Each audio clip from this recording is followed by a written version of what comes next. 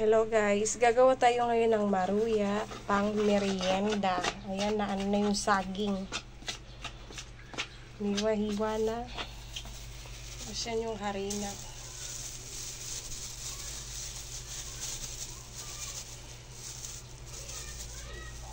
Hindi na natin siya lalagyan ng sugar kasi ano na to eh. Hinog na yung saging.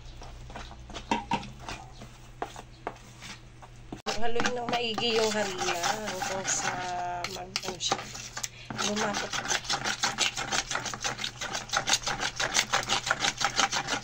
At nilagay na yung saging sa dito sa harinang nilusaw.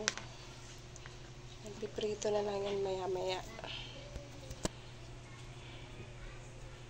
Gamit po natin yung Golden Fiesta na napanalunan ko. Ayan na siya. Wait na lang natin siyang kumulo.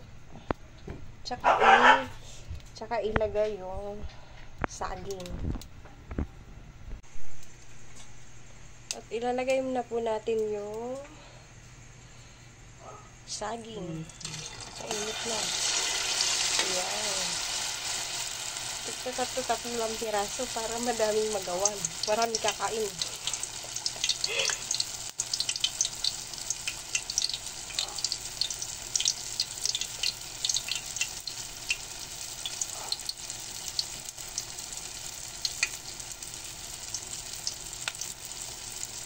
Hayaan natin siyang mag golden brown bago siya. Bago i-flip.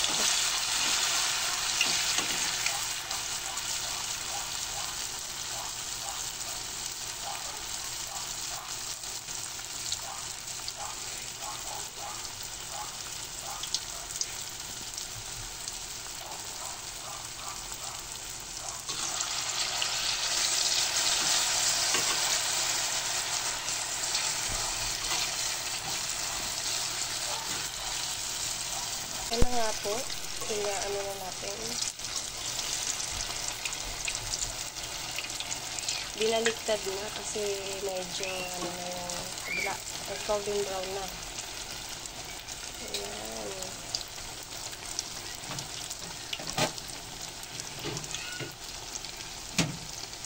So, pangalawang batch na yan, sa gilid. At ito, yung isa pang natira, yung unang nilagay.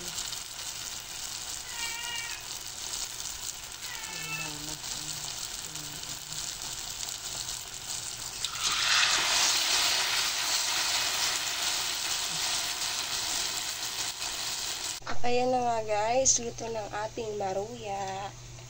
Tara, kain habang mainit-init pa. Merienda time na.